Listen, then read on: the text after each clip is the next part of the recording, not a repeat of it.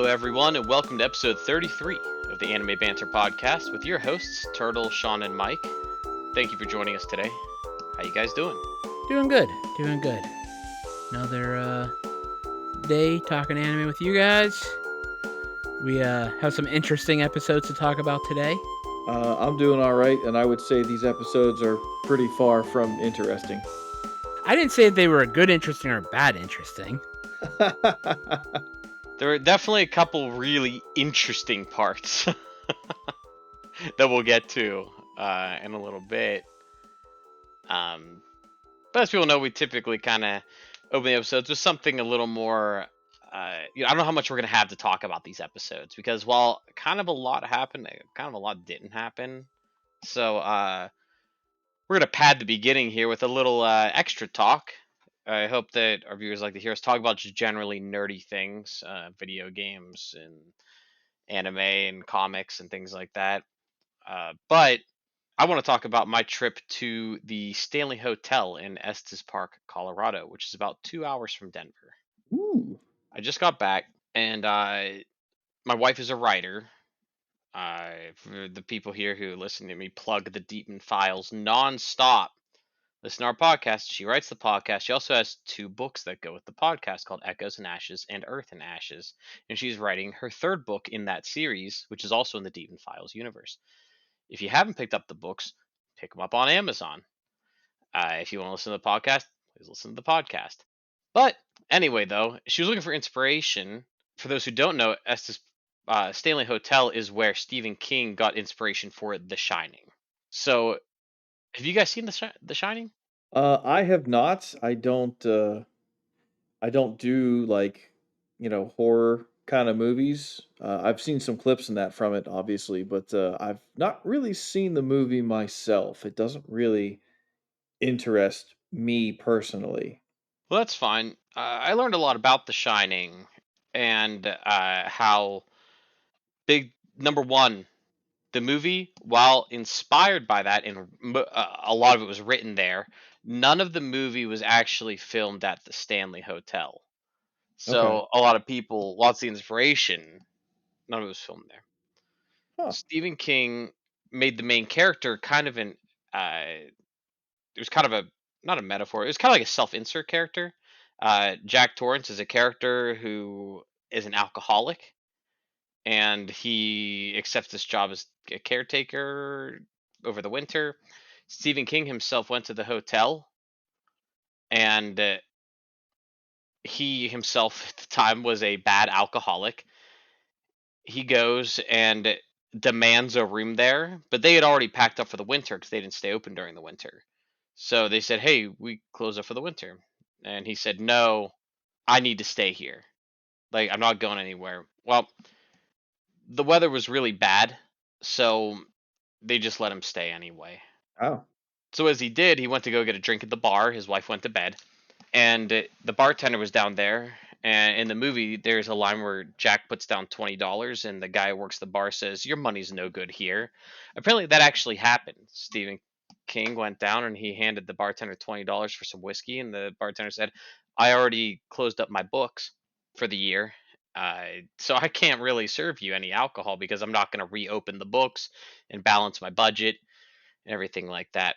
But he had bottled his own personal whiskey, and he shared that with Stephen King, and they just sat there and exchanged stories for hours on end. And Stephen King liked the guy so much he put him in his book twice. He was the bartender and the guy who years previously had murdered his family. Wow. Yeah, so people who like The Shining are listening to this like, "Oh, interesting." People who don't give a crap about The Shining are hearing me ramble on about it. But besides that, if you don't like The Shining, you might like Rocky Mountain Views. We found a few escape rooms to do, and that was fun. I'm a big fan of escape rooms. Turtle, you ever done escape rooms? I have actually. I've done a couple. Our buddy Greg and his wife came in town, and I want to say I think it was for Greg's birthday one year. A group of us went to an escape room and did that, and that was interesting. I'm not good at puzzle solving, so I wasn't really much help, but I was at least present, and I got to experience an escape room, and it was kind of neat. Yeah, that's the thing with the escape rooms is your first time doing one, you're kind of just looking around like, oh, okay, this is how this works. But the more you do, I've probably done almost 30 escape rooms. So Wow. I'm very well versed in them. And I get salty when I fail one. Let me just say that. It was the room that was bad, not me. This damn room, it was so poorly put together. Nobody could solve it. That's Piece what of I'm junk. saying. Like storm off. So we did some escape rooms, and one thing I do want to point out is that they had a spa at the hotel, and you could get a massage. And I was like, oh well, I do enjoy a good massage. I haven't had one. I get one like every 5 years, so I was like, oh, maybe I'll book one. And for I don't know, like for an hour, this stuff is running. They're running $2 an hour these days, so you'll pay like $120 for an hour. And I'm like, dang, that's a lot of money. Yeah, it is. Like for someone to rub your back, you know what Yeah. I'm saying? Yeah, I don't do the whole massage thing. No, you're not interested in that? Uh not really. I think that's Is it weird? a little too a little too intimate maybe for me. It's like I don't want some random person just rubbing up all over me. No thanks. Yeah, I get that. It's kind of weird. I totally get that. So I don't know. I mean, they do it for a living, so they must not hate it, right? Hey, Right? then and I'm not saying they're not good at it. I'm just saying like for me no thank you. Too much for you. Yeah, it's a little too personal for me for some random person just be rubbing up on me. I don't like it. Well, I looked the prices around town, and everything was just too rich for my blood. The cheapest I found was 60 minutes, $95, Oof. and I was like, you know what? I'll just save my $100+ and go have fun doing something else. Oh yeah. I mean, I give you $20, you can like, rub my shoulders for 5 minutes and I'm good. Yeah, Thanks. See ya. good enough. But at the same time, I got to try one of those arcade machines where you punch it. Have you ever seen those? Oh yeah. I've never actually seen one in person, and I finally got to try one. It was pretty fun. I would like to try it again though. The first punch, I feel like I could have put more into it. I mean, they have the machines in Dragon Ball Z in the Buu Saga where they like measure the fighter's strength to see who gets in the tournament to eliminate like the preliminaries. Oh yeah, they have to hold back, right? Yeah, and like Vegeta just comes up and he decimates the machine. But they also use the machines in Yu Yu Hakusho as well. But I've never seen one in person. Yeah, those machines are just asking for trouble because like a bunch of dumb kids try and kick them, and they try and like run up and punch, and they people headbutt it. It's like asking for trouble. Yeah, I feel like people are just gonna mess with it and break it due to misuse than actually punch it like they were supposed to. Yeah. So does it like generate a number then as to like how much force? Yeah, I got 450, whatever that means. Oh wow. Yeah, well, I don't know the max might is probably 999, but I don't know if 450 is any good or not. My friend punched it and he got like 401 or something like that, like around 400. I got like 450. So I was like, I don't know if this is good or not. I'm a featherweight. If I would have punched it, I would have got like a 5. Well, you never know. A lot of the punching is in the hips. It's all in the hips. It's all in the hips. But I guess we could move on to the episodes. Yeah, let's get into it. Let's get into it. Today we are talking about episodes 9 and 10 of Reborn as a Vending Machine. I now wanted the dungeon. Episode 9, A Less Than Ideal Hero. Outside of the labyrinth, it's a wasteland with bare bones facilities. Director Bear Director Bear enters the Hunters Association and he says, "Hello, Chesha." I think that's the name he says. And we only hear her name one time. We only see her one time, so I don't even know why they gave her a name. He's like, "Hello, Chesha," and she says, "Director Balmy," and we're like, "Director who now? That's not Bear." All right, They both start with B, so I'll give her that. I thought that was weird. It's like, where did that come from? this is a weird scene, right? Because not only did they give this NPC we only see one time in name, she has voice lines and calls the guy Director Balmy, and we never hear it again after that. Makes no dang sense. This show makes some questionable choices, like the whole Yeah, premise. yeah. We flipped to nighttime, and Boxo sleeps for the first time since falling into the stratum, which is crazy to me. And I guess he doesn't really have a conventional brain. He doesn't need to rest. Yeah, I just thought that was weird that he even brought up sleeping. Like you're a machine. Do you just like unplug for a while and just power off, or like how do you actually sleep? I don't think he does. Because even at night, he's still serving. Well, he said he slept for the first time, so I'm like, how does that even work? You can't sleep. You don't have a brain. You're a machine. This these two episodes are just kind of weird, and I'm willing to go out on a limb and say not good. You guys can correct me if you think I'm wrong. There were parts I liked, there were parts I didn't like. Yeah, let's go with that. This episode I didn't think was that bad, at least. I liked this Because episode. yeah, this episode was pretty solid. And I liked the back half of the second episode. Um, well, we'll get to my feelings on that later. Yeah, we'll get there. One episode at a time. I was there at the time. Then the second episode is very polarizing in the worst ways. So the director, Director Bear, asked the group to survey the perimeter of the labyrinth, and a new character enters the Hundreds Association. It's a person who I thought looked like a woman at first, actually. So did Uh, I. I'm glad it wasn't just me. I thought it was a nice armored up woman. You know, we kind of have like a harem of women who fall in love with the vending machine. So I was like, oh, here comes the next one. We don't have like a really like buff woman yet, you know, in armor to fall in love with a vending machine yet. And here she is. Nope, it's actually a dude. And he walks in, he asks for a map, and he leaves. But he's there long enough for all the women to gush over him.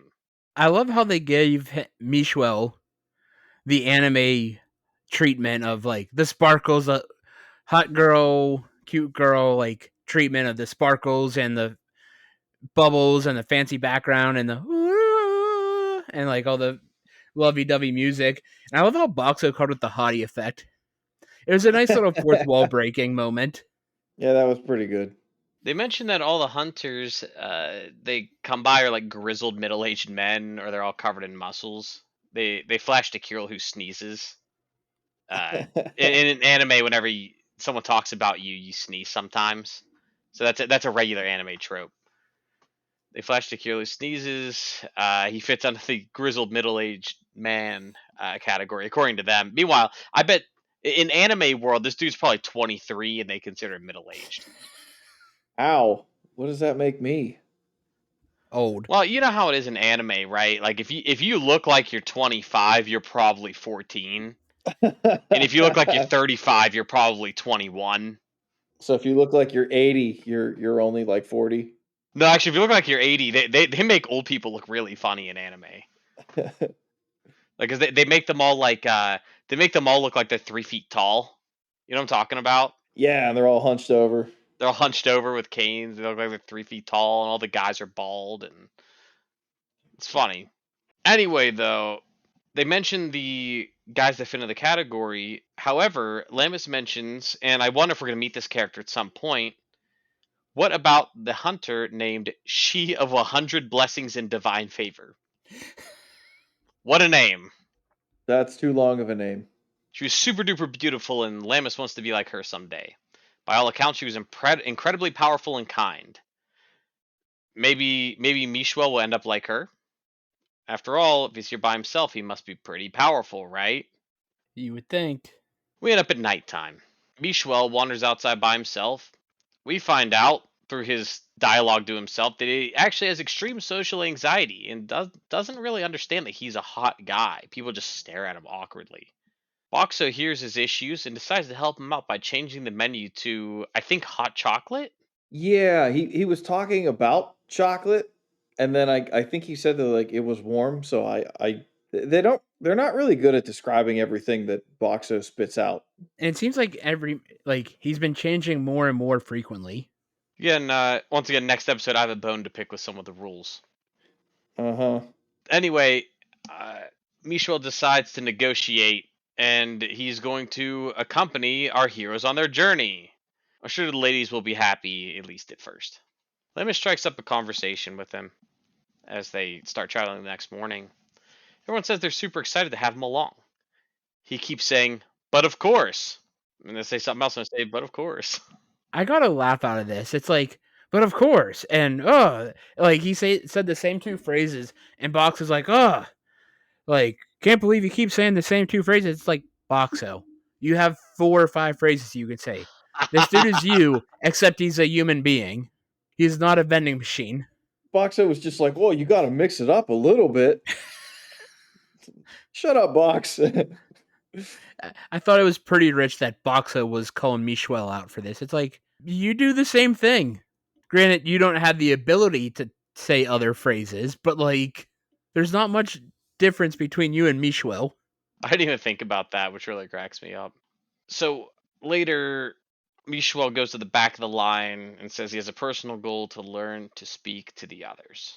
So he's going to work on himself, become better at his social anxiety. At night, Michel reveals that he was informed of Boxo's sentience, so he understands that when he speaks to Boxo, Boxo can hear him. I wonder if Michel is going to kind of bounce dialogue off Boxo to kind of learn how to speak better, because it'd be pretty easy to speak to an animate object, even though it can hear you. I mean, I respect his drive for self improvement. I'll give him that. We reach daytime, and here's where things get a little weird. Lemus gets super tired and she collapses. Boxer gets light very quickly in a transformation, and Michelle catches her in the Princess Carrie position, and they show the sparkling, flashy background like it's a shoujo anime, and that cracked me up. What did Boxo change into? Like, Boxo transformed, but we have no idea what the hell he transformed into. It's like, I'm on Lambus's back, and transformation into nothing? I'm guessing the little cardboard box vending machine, because I just can't imagine what else he would have turned into. Because you're right, you see him flash and then just disappear. I'm going to call out some bad animation for these 2 episodes. And I think this is one moment where it was just like they didn't know what to do or they ran out of time and they just did that. Yeah, I've seen a couple parts of wonky animation in this show.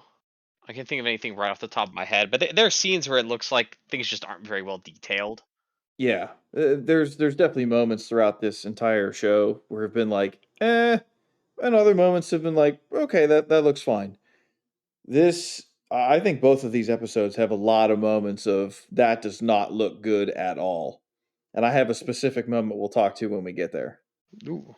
Turtle bringing the heat. I'm just calling it out. Like I know that a lot of these animators are time crunched and overworked, and I understand that, but it visually looks bad, and I'm just pointing it out. All right, can't wait to hear it. Hulumi looks after the collapsed Lamus. She tells Lamus to get out of her clothes and to not play the hero when she refuses. And they explain that they're like, oh yeah, this happens once a month. And I was like, no, they're not really. And then they do it, and apparently Lamus collapsed because she had her period. I'm like, you Yeah, have to be joking. yeah. This apparently had to be here. It's very important for the story. Yeah. Also, by the way, they do this. So I know it's blasphemy to talk bad about Berserk, but like when things are written by men, I don't think they understand what happens when women have a period. Like men think like when women have a period, it's like they have a fever of 104, and they're so weak. Oh my gosh, and they can't do anything. I'm like, have any of these writers witnessed a woman on her period ever? Because I don't think they have. Sure, I mean, I'm sure she has cramps and it's terribly painful, but probably not enough to. I'm so weak. I collapse now. No, it's not gonna happen. It's not gonna happen. I mean, maybe it like negates her blessing. Not that I'm trying to stick up for this writing decision. I'm just spitballing. Yeah, but they did that in Berserk when Casca was fighting in battle. Oh, you're right. She had her period and she like couldn't fight. at all. I'm like, no, I'm pretty sure she could probably still fight. She probably had so much adrenaline pumping through her, she wouldn't have felt anything. But no, they made her look like she had like a fever and she was sick and she was so weak. And I was like, you have to be joking, right? I'm like, this is so bad. Yeah, that's I forgot about that scene, but you are correct. That Yeah, I had my wife watch some of Berserk with me because I wanted to show her how good it was. And then she watched that scene and she's like, yeah, this sucks. And I was like, crap. yeah. So she stopped watching after that. She's like, ah, the one female character they made her, they don't know what they're doing with any female characters. And I'm like, yeah, well, at least she quit before all the bad stuff. That's a very good point. Things do go downhill from there. Yeah, so I may as well just step out there. Fair enough. But anyway, Boxo's like, how can I help? This man transforms into a pad and tampon machine.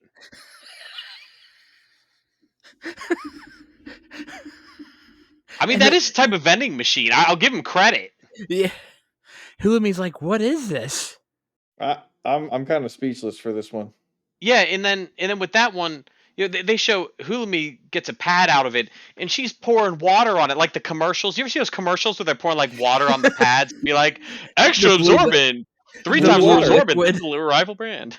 Blue water. I'm surprised they didn't use blue water here. They used regular water. It was unbelievable. And then he transforms into a washing machine, and he's like, here, because you had your period, you can wash your clothing here. And I was like, and he was like really excited. He's like, oh boy, I can't believe this one's on the house or something like that. And I'm like, what the heck? Help, Step Boxo, I'm stuck. Oh no. Oh my god. This whole scene was absolutely insane. And I can't tell if that made the episode worse or like better or worse because like better because like it cracked me up in a lot of ways, but worse because it was so unneeded. It's now been over 2 weeks since they first set out to go around the labyrinth.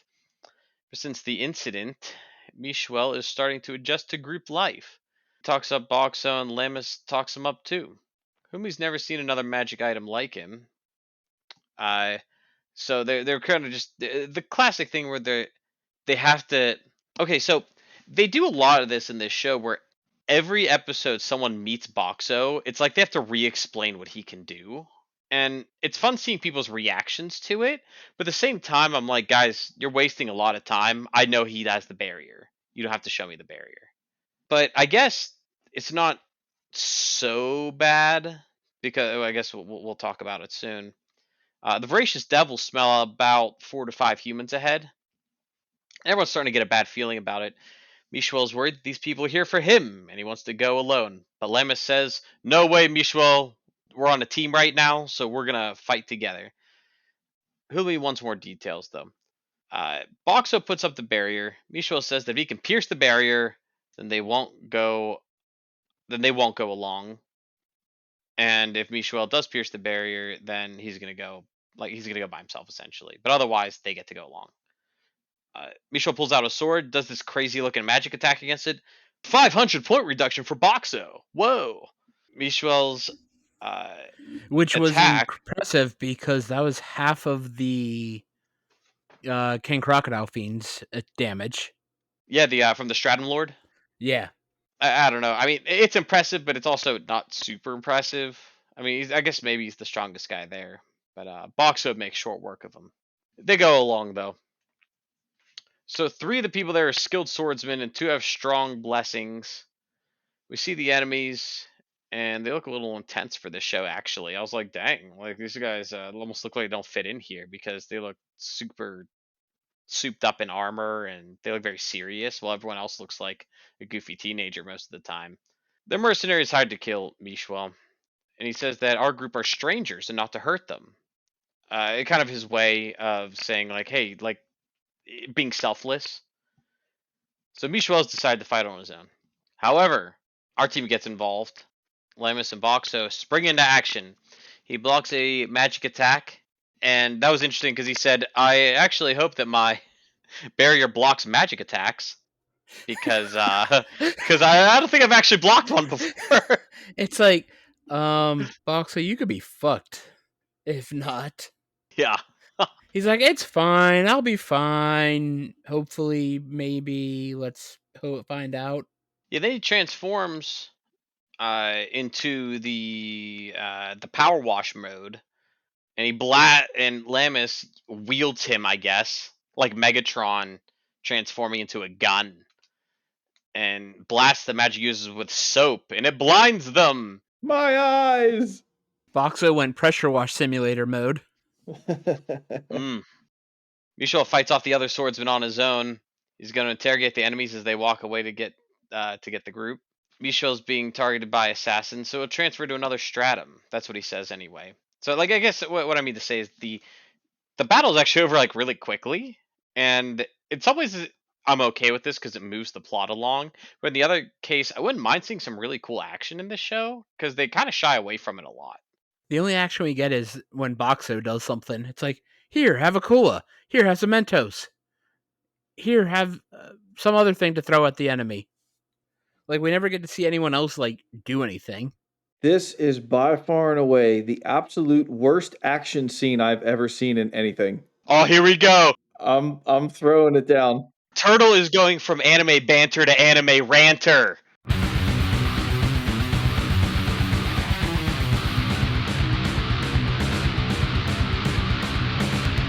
Anime ranter. So we came up with this silly idea a while back to throw up a little rant segment, and we've not come across it, but I think I'm gonna drop the anime ranter bomb here. This action sequence is awful. You have Mishwell, who's like this sword warrior, and you have an assassin dude trying to kill him. Did you watch the fight scene? He uses some silly like I'm gonna run at you to swing my sword, doesn't swing his sword, and the assassin like floats up in the air for a second and just disappears off the screen, falls to the ground. What the hell was that? That's not a fight sequence. Did he like trip? Did you trip him? Like what the hell happened? It was a second long. It was the worst thing I've ever seen. And then the whole Boxo stuff, he's like, "Oh, I'm gonna spray you with water to confuse you," and they just have like this really bad water animation. He's like, "Nah, I'm gonna soap you and then spray you again." Like it was still pictures with some bad water effects being squirted out. This whole segment was just terrible, absolutely terrible. I don't know what happened. I don't know what this was supposed to be, but I was watching it like, what the hell am I watching? This is just bad. Not fun to watch. Anime ranter. At the end of the fight scene, he's going to interrogate the enemies. I was thinking we might see some torture here. We don't see some torture. We actually don't even really see the interrogation. We don't see him asking no questions or anything. But apparently, Michel is being targeted by assassins. He'll transfer to another stratum and leave our group alone. However, they pivot and say they suggest that he joins the Menagerie of Fools because they would be okay having a guy as strong as him in their group. He is then nervous because he has to talk to a whole new group of people now. Womp womp. That's I guess the comedy to end the episode. Where we go into the ending credits, but we have a post-credit scene. What a weird time to pull out an after credit scene. Like at the end of each episode, we don't even get a on next episode or like a funny recap or like whatever. It's like okay, end credit song, next episode starts. And it's like this is where they come out to figure out where they want to do the first post credit scene of the show. I've even seen like some anime, like they'll have a silly little skit just for comedy's sake to be silly because it won't fit into the show. And they'll have their characters like look like little chibi versions of themselves and do a silly little skit. This wasn't even that. Like it was very strange to just come out of nowhere to have this post credit segment. They do that with the Nier Automata show because the video game has 26 endings. So like the post credit scene is has the two main characters in puppet form, and they like talk about one of the endings from the game. Oh, that's pretty clever, actually. But nothing clever about this post-credit scene. The Nope. group finishes their quest and comes back to the Clear Flow Lake Stratum, which I forgot that was the name of the main stratum that we've been in anyway. like their home stratum. And it looks like Chain's restaurant has put up some vending machines while Boxo's been out. They're made of Sean's favorite cardboard. group. The real villains of the show, obviously. The final boss, Chain's restaurant. Yeah, they put up some cardboard vending machines where people put in coins, and then like you see someone's arms reach out of the vending machine and like drop food there. And I hate Chains, but this was actually a little funny, so I have to give them like a little credit because they're like, oh, everyone loves Boxo, let's just make fake vending machines and serve regular food out of them. I'm sorry, but how dumb do you have to be at that villager? It's like, oh, we just saw Boxo last week, giving like vending, and they're like, what do you mean? And then we see the vending machines, and like they're cardboard. The pictures are just drawn on in crayon. It's like, how do you think this looks like Boxo? Doesn't like it'd be one thing if they were painted to be like Boxo, but they're not even painted. It's just brown. It looks like I drew the pictures on there. I'm not a good artist. Yeah, I forgot that some guy was like, yeah, Boxo's been here the whole time. And there's like 3 of them. There's only one Boxo. Like how dumb. No one said these villagers were smart. I guess that's true. Oh, and apparently, as soon as Boxo came back, he put those fake vending machines out of business. I hate Chains, and I was like, please. I was thinking at the end though, good. Oh, they resolved the conflict with Chains. Next episode definitely won't be about food. I do have to say, like, this little post-credit thing did make me laugh, but I did think of you, Sean. I was like, oh, Sean's gonna love this. We're gonna deal with more Chain stuff. Yeah. The last 3 episodes of this season was just going to be a 3-episode arc about Chains. Oh my gosh, please no. Oh man, have we met the guy who runs Chains yet? I don't think so. We're just gonna final tie Sean down with chains and pry his eyes open and just make him watch all the chain scenes from this show on loop. Please don't. You don't know what that does to him, man. I just been watching him once. Truly terrible. But here's something a little better than Chain's Restaurant. It's Mike's Beer of the Week. And now it is time for Mike's Beer of the Week.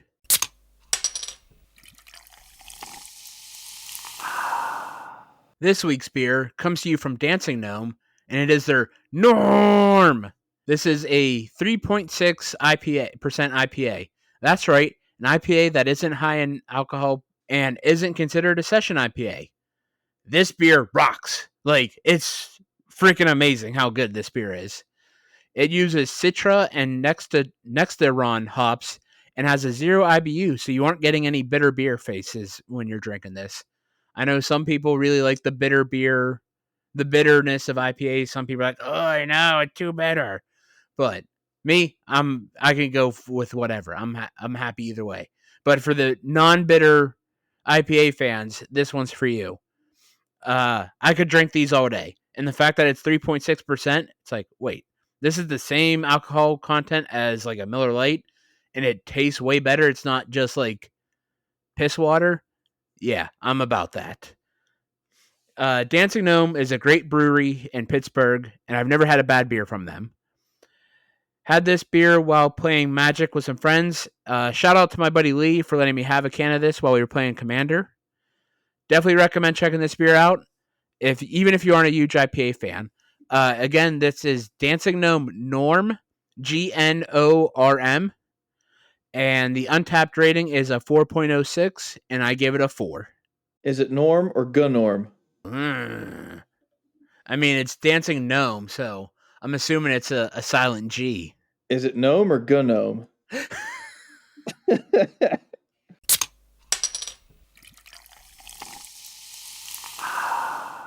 Episode 10, gastric measures. Or is it asterisk measures?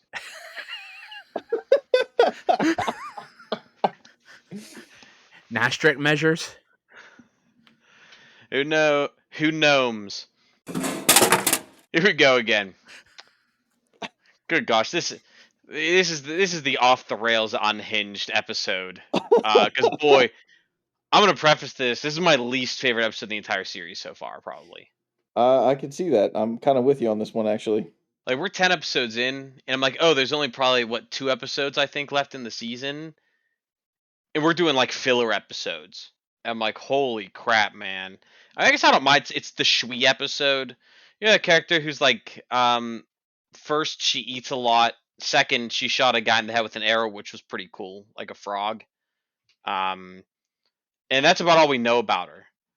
And of course, we have to double down on the one-dimensional aspect of the character here. In the first half of the episode, Chain's restaurant is gone again. Yay! The restaurants are looking to Hooray! hold an eating contest, and my eyes roll to the back of my head. When I saw the title for this episode, I knew you were gonna love this. I love how Boxo asked the question that we were all thinking. Do we really need to be here for this? Do we really need to be here for this episode? Can we just skip it? I really like the Shui parts of it, or Shui, but we'll get into that. Yeah, I'm gonna burn through most of this. You guys can obviously interrupt me whenever you want. But after the opening, the voracious devils and Shui are joining the competition, and now the people with the great idea to have an eating competition are worried because all of these people are pretty much bottomless pits when it comes to eating. So they beg Boxa for help. We'll all go broke. And I'm like, man, you guys just made this idea 10 minutes ago. Now you regret it. You stupid, stupid idiots. Clearly, they did not think this through. They don't think anything through. It's a miracle that Chains didn't take them over. It would have if it wasn't for Boxo. Classic Boxo. Boxo has some items that can help. He pulls out what looks like a bottle of Coke, but I'll just call it soda. I'm from Pittsburgh, so I should call it pop, but for the general populace out there, I'll call it soda. He drinks more soda so they fill up faster. That's what he says anyway. And they ask Boxer to sell them the drinks at a reasonable price. He agrees. So not only is that he has to lower these prices for these people, unbelievable. The event is here very quickly. Thank God. The eating contest begins, and everyone's going at it. The voracious devils are eating so fast they're asking for seconds, so they pass to the next round. It looks like I don't even know what they're eating. Are they eating like fried chicken or something? Little brown balls of something, I don't know. I mean, not only does the food look bad, honestly, like the characters up on stage look bad. And these are the characters that are like being highlighted. Like, hey, these people are doing the like the devils. The devils looked off. They didn't look right. And like the episode we met them, they looked fine. They looked good. And then this episode, they look awful. I love when they were eating. They didn't even have their jaws closed. They just like left their mouth open and they just kept throwing food. And it's like, ah. That's because they couldn't animate chewing, I guess. No budget for that. Apparently not. These 2 episodes definitely ran out of budget. So we look, and all the devils move to the next round, and some random human, and I don't know if we have ever seen this guy before or if we'll ever see him again. Probably not. Yeah, but I think they gave him a speaking line, and I was like, why give this guy a speaking line? I don't know. It doesn't matter. So yeah, 5 people qualify, 5 people get eliminated. Oh, there's a second block of people, and of course, Shui is part of that block, and she murders everyone. Lambs and 3 other rando humans make it to the next round. I gotta know where Joey Chestnut is during this competition. I've heard Joey Chestnut has kind of complained that he doesn't really have competition anymore. I think Kobayashi was like banned from all the stuff, and he's like the only guy who could stand up to Joey. So Joey just doesn't have competition anymore. I think he's sad about it. So if he maybe Shui could give him a run for his money. Okay. This is the next part of the episode. I can't tell if I was enraged by it or I thought it was funny, but I decided that it was funny. They said, we brought in a traveling theater troupe to put on a play because we have 2 hours before the next part of the eating competition. So it's time for the play. There's just a black screen with white text on it, and I didn't know what that said. I actually didn't look it up. They say the play is called The Farm That Calls Happiness. And yeah, the black screen shows up with the white text, and then everyone's like clapping and saying that, wow, this play was really good. Wow, I can't believe it was that good. And we don't get to see any of it. That's the joke. I love how for this being a eating competition. They're like, all right, we'll give you 2 hours so you can get hungry again. I just found this whole thing stupid. Just say that we skipped ahead 2 hours. Like, why go through the trouble of telling us we're gonna put on a play for 2 hours and then not even bother to show us the play? Not that I wanted to see the play, but just skip the whole thing entirely and say we're gonna take a 2 hour break. 2 hours later, here we are. Like, what was the point of this? Attempt at comedy. Attempt failed. Oh, and then Boxo turns into a jukebox to, I guess, like give entrance music to the competitors. And I can't remember the name of the song, but he was playing like an American parade song, right? Yes, yes. I don't remember the name of that song either, but I heard that and was like, "Oh, look at that." Okay, I did kind of appreciate that scene there. But it's just like, why? Why did you choose that? You know, but why choose anything? I guess. I think But it now was it's time to something eat. by I think it was something by John Philip Sousa because most of those songs were written by him. All those patriotic marches are John Philip Sousa, pretty much. If Yeah, they're not, we credit him anyway. I'm pretty sure that's one of his pieces. I just don't know what it's called. It's called America.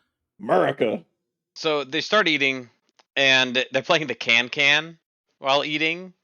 This one's not written by John Philip Sousa. It's written by a man with the greatest name ever, Jacques Offenbach. See, I did not know that. Yep, it's by Jacques Offenbach. Uh, so yeah, they play the can, which I like that song at least. Shui is our one-note generic eating character in this anime, and she wins as if there's ever a doubt. There's probably more notes. There were probably more notes to this, but they're not going over. Not worth going over. The grand prize in the tournament is Boxo. Food from him is free for 1 day. I love how they just volunteer Boxer. They're like, Boxer, you're okay with this, right? He's like, I mean, I guess I said it would help, but I'm gonna die. Yeah, I know. I thought that was really silly too. They're like, "Oh, Boxer, you'll help us in the beginning of the episode. You'll help us if we need you, right?"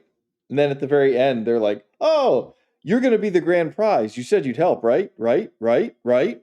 What an asshole. Who does that? Yeah, like all the people who run the restaurants, like Chains is evil, but these people aren't very good either. Boxo put them out of business in 2 days if he just starts selling food during the day Yeah. when they're open. Just saying. These people are so stupid just to move the story along. And I'm starting to get sick of this joke. Can't wait for the season finale to be food focused too. Oh my god. What a nightmare. See, this is what upsets me. And I'm not busting out another rant, but Do it. Do it. like Do it. Do it. the last two episodes we watched felt like they were building up to something. And then these two episodes this week just felt like we just fell off the cliff. We weren't like, "Hey, we're going up the hill and now we're just rolling backwards." What happened? I thought we had forward plot progress and now we're doing absolutely nothing. And where the heck is Mishwell? He moved on to another stratum that we'll never see. They love introducing characters and then just writing them off after an episode. Yeah, like we got 2 episodes left. And I feel like we've gone so far backwards. I have no idea what the next 2 episodes are going to entail because they can't have plot. We just left the plot in the last week. So what the hell? It's gonna be probably two-parter where they beat another Stratum Lord, and then they'll be like, "Well, we have season 2." No. After these episodes, I honestly hope not. Like these are so upsetting to me. I don't care for these. Now, the second half of the episode isn't quite as bad as the first half. I hate the eating crap, but like this actually had a little bit of substance, and Shui was like not quite a one-note character after this. So you're like, oh wow, this character actually has more depth, probably than just about any other character we've met so far, which is cool. We might see her one more time by the season finale. Oh, I just want to mention before we move to the second half that I called that she was going to win the eating contest while I was watching the opening because I forgot she existed. And then they showed her in the opening. I was like, "Oh yeah, that's the girl who eats a lot. She's going to win this." Yeah, I mean, good prediction. Uh, so Shui says that she and Boxo are going on a date in the Origin Stratum, and this is kind of interesting. It's the very first stratum. It's very rocky, and they go to a small town. Looks like Shui's famous there because a bunch of kids greet her, and we meet Madam Director, who seemingly runs an orphanage. Maybe.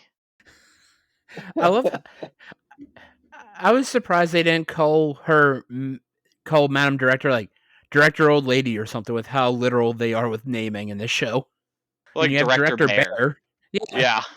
it's like all right, this is a bear and he's the director. We're gonna call him Director Bear. This poor lady didn't even get a name. At least it's not as bad as Goblin Slayer. Any of you guys watch Goblin Slayer? Yes, I like it. I know season 2 just started, didn't it? It did, Yeah. yeah. The names in that show, the main character's name is Goblin Slayer. That's his name. His childhood friend and potential love interest, her name is Cowgirl because she raises cattle. The woman who runs the guild is her name is Guild Girl. The priestess's name is Priestess. I kid you not, these are the naming conventions that they choose for this show. They don't give anyone a real name. They just give them their Titles. job as a name. Yeah, Yeah, they're just job titles. So I mean, these characters could have names, just nobody uses them. They are all referred to as job titles. absolutely wild. So Goblin Slayer does that, and this does a little bit of that with Madam Director. What a stupid name. Has she been going by that for like? Was she born out the womb? Out the womb. On her birth certificate, it says first name Madam, last name Director. Maybe. Shui teaches the poor kids how Boxo works, and the kids love it. Boxo's doing some fun stuff. He turns into a balloon machine and hands them out to the kids. He turns into kerosene. The pressure washing machine, and they use it as a sprinkler to let the kids play in the kerosene. The water. He even washes and dries their clothes for them. He's really excited about being a washing machine, isn't he? He loves washing clothes. Oh, I gotta do some laundry after this. Thanks, Boxo. Shui says that the kids better run to the bath or the licky monster will get them. What a weird monster. I don't want to know anything else about that monster. Or maybe you want to know a little too much. Never mind. So the bath is missing hot water. Oh no, it turns out two of the kids shirked their duties having fun with Boxo and then didn't tell Madam Director about it. So Boxo becomes a hot spring vending machine and I sprays was out hot water for the kids. I was so confused about this. I'm like, wait, that's a vending machine? I call bullshit. Sean, did you see a hot spring vending machine in Japan? Not that I saw. The places I went to had the actual hot spring water and did not get it from a vending machine. I'm just throwing this out there just because, is there really a coin operated hot spring machine? Because the vending machine rules have been stretched pretty far in this show, if I say so myself. Is it used hot spring water? Ooh, He's just going to turn himself into a human vending machine. invent himself a body. I'm gonna vend some humans. I think about something like Master Mold from X-Men and how the dude creates he's a gigantic sentinel that makes sentinels in his body, and I'm like, is that a vending machine? You don't put any money in, but he himself is like a factory. Yeah. He Yeah. vends sentinels. He vends sentinels, not for a price, but he does vend them. So someone out there, could he transform into Master Mold and just start tearing it up? I mean, I would say yes because he can just give his stuff away for free and just cost himself points. So I don't see why not. Yeah, I bet you Sentinel will cost like all his points though. I was gonna say, how much would that cost? A ridiculous number of points. I mean, they're large, they're dangerous and destructive. I don't know, but right, Hot Springs vending machine, right? Madam Director thanks Boxer for helping Shui out just in general, and they all eat a feast of vending machine food.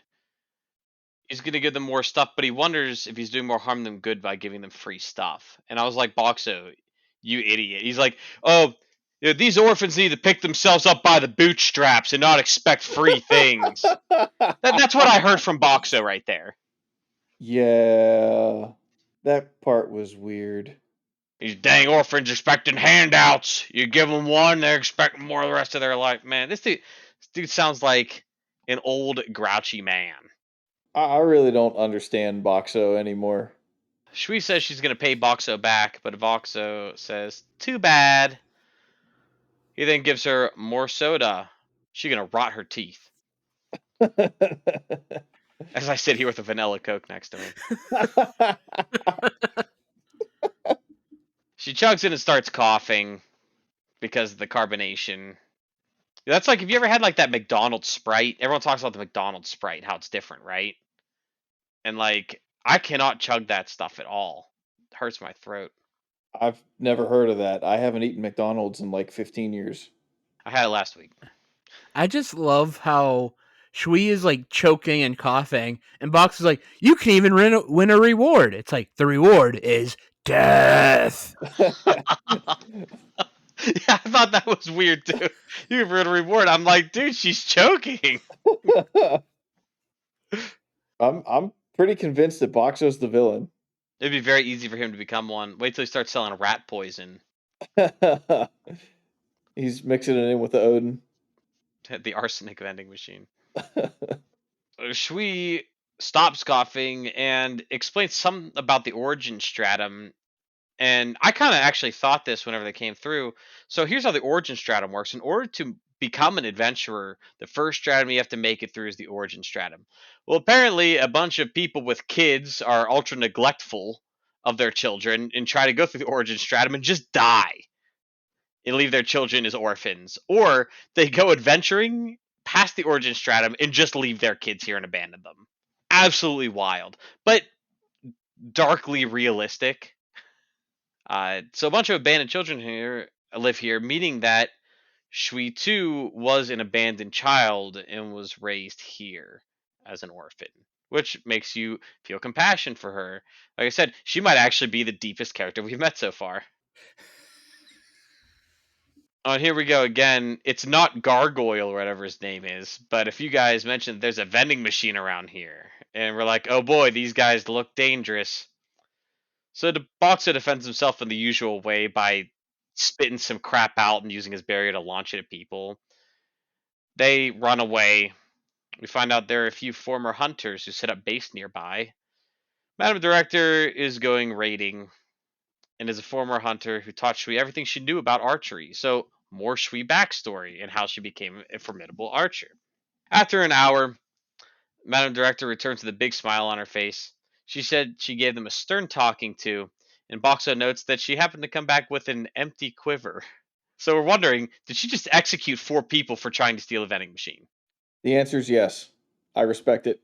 For some reason, though, Boxo's like, based on that empty. Yeah, he's like, based on that empty quiver, I'd say she did more than just talking. And I'm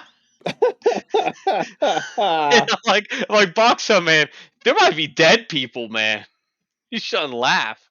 These episodes, man. Yeah, he wonders if Shui will grow up like Madam Director someday. Is Boxer becoming more unhinged as time goes on? I I think mean, it's the lack of sleep. It gets to you. you could be onto something there. He's only slept once. He's going crazy. Imagine not being able to really communicate with people, though. It would not feel good. Also true. I just think the goofy writing. So, in conclusion, I thought that was the worst episode of the series so far, for me. There are 2 ways to get me to dislike. 2 easy ways that I can think of to get me to dislike things in anime. One of them, of course, is like the goofy food stuff because I don't think it's funny. Another thing is was it like kids and orphans? I just don't really love that stuff in shows. It's not that I dislike kids. I actually I like kids. It's just like when it comes to anime, like for me it's like kind of a bored, tired trope of like the the person who helps kids at the orphanage and the way they have kids act is so stupid. So like I don't know, none of the kids are like ever interesting. They're just a plot device to push the narrative. So I don't know. These 2 episodes were definitely the worst 2 episode combo I think we've had so far, potentially. Um, but at least the first one had some things to offer. What do you guys think? I don't care for these two. Um, there were a few moments in just a few moments in both of them that I thought were okay. But if your high standard is just okay, it's not great. Um, visually was not good to look at. The plot went backwards, like I mentioned before. I felt like we were talking about trying to get these coins and beat, boss monsters, and we had none of that happening this week, and I was very uninterested. And then, like, Shui is like the character who has like the most backstory. We were saying, and then at the end of this, she like starts to explain her backstory to Boxo, and then apologizes for having a backstory and forgets she ever said anything. And then I'm going to bed. Really, really, Apologizes for having a backstory. you're really gonna do that? Okay, show. I'm out. Like I I was am just so uninterested in these two episodes this week. I am loving this turtle. I'm pointing things out. These two I just think are really bad compared to the other ones. I'm a big fan of Isekai. I honestly am. I'm afraid to watch these next two episodes. I'm afraid they're gonna suck. It's the season finale, so it's probably not going to be that bad. At least something will happen. These two episodes make me want to not watch the other two, so I hope they're good. They gotta be better than this. This is rock bottom. I thought they were fine. I liked the first episode. Grant, I wish we got more with Michelle. Um, but like the second episode, I wasn't a huge fan of the eating competition. I felt like that could have been cut even shorter. It's like, all right, I get it. You need a plot device to give Shui an episode. Fine. But there could have been better ways to do it. And because I loved the second part of that episode. Like, I thought that was great. Like, yes, it doesn't really play into the plot with like finding the stratum lords and getting the coins and everything, but like it was just a nice, wholesome part, the second part of the episode. But they could have got there quicker. Honestly, I thought these two episodes were good to just like, you know what? I've personally, like on a personal level, I've been going through some shit in the past couple of weeks. So like, these were two episodes that were just like nice to just like turn off my brain and watch and not dig too far deep. Like, look for some comedic bits, but like, so I appreciated the fact that they weren't like super plot heavy. There was no plot to speak of in these two. Yeah, it's pretty brutal. But another week passes, another segment of the waifu of the week.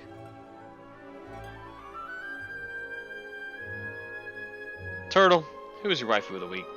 My waifu of the week is Madam Old Lady Director. She murdered four dudes who were trying to rob the kids and rob Boxo. And robbing is wrong. You shouldn't do it. Stealing is wrong. You shouldn't do it. And she put her foot down, and I respect that. Madam Director is a key proponent of the fuck around and find out mindset. I like it. So she's my waifu of the week. Not a bad pick. How about you, Mike? Part of me wanted to pick Boxo because like he was so good to the orphans in the second episode, but he was also very weird in the first episode. Part of me wanted to pick Director Bear just because Sabat, but when it came down to it, I picked Shui just because of how interesting their backstory was, and like it was cool to actually learn like how the adventurers get their start in this world. It would have been cooler if it would have happened earlier in the show. But like at least it's like, oh, okay, like here's where like it's World 1-1 in Mario. If you want to play the game, this is where you have to start. Yeah, I agree. That was like a piece of lore that almost slips through in this episode. They should have made a bigger deal about how the origin stratum works. Like, are there monsters here? We don't see any of it. It was really cool seeing that. And my pick for there is going to also be Shui, because, like I said, she's the character who has the most depth out of all the characters we met so far. So I really the one blessing of this episode is that we learned something about a person from the Menagerie Fools outside of Hulami and Lemus, because we do not know a lot about these characters. So I hope they have a better way to introduce us to their backstories in the future if there is a second season. Thanks for joining us this week as we watch Reborn as a Vending Machine. I Now Wander the Dungeon. We hope you join us next week for episode 34 of the Anime Banter podcast, where we'll wrap up the season for Reborn as a Vending Machine. I Now Wander the Dungeon. Please give us a 5-star review on all the platforms that allow reviews. If you're listening on YouTube, please like the video, hit the notification bell, leave a comment. Turtle, anything you want to plug? I'm just going to quickly mention my YouTube channel, RPG Treasure Trove. I sit down with a friend, couch co-op style, play an RPG game. Check us out. I mentioned the Demon Files earlier, but I'm going to mention it again. We're still airing the episodes. Please just give us a listen. We're in season 2 now. Mike, anything you want to mention? Just follow us on the socials: Facebook, X, Instagram, YouTube. Hoping to get a Blue Sky set up here soon in case X goes away, because it's dropped over 50% in value since Elon bought it, so that's cool. But yeah, follow us on the socials. Please tell your friends about the show. Really appreciate any word of mouth. Retweet the tweets that we put out. Share the Facebook and the Instagram post. Just help us get the word of mouth out there. Anything everyone can do would help, and we would greatly appreciate it. Trying to beat those algorithms on YouTube. Like, comment, subscribe, hit the notification bell, all that good shit. Like I said, tell your friends. Please give us a 5-star rating on Spotify. One of these days we'll get set up on Apple, but today is not that day. Thank you all for joining, and we'll talk to you next week.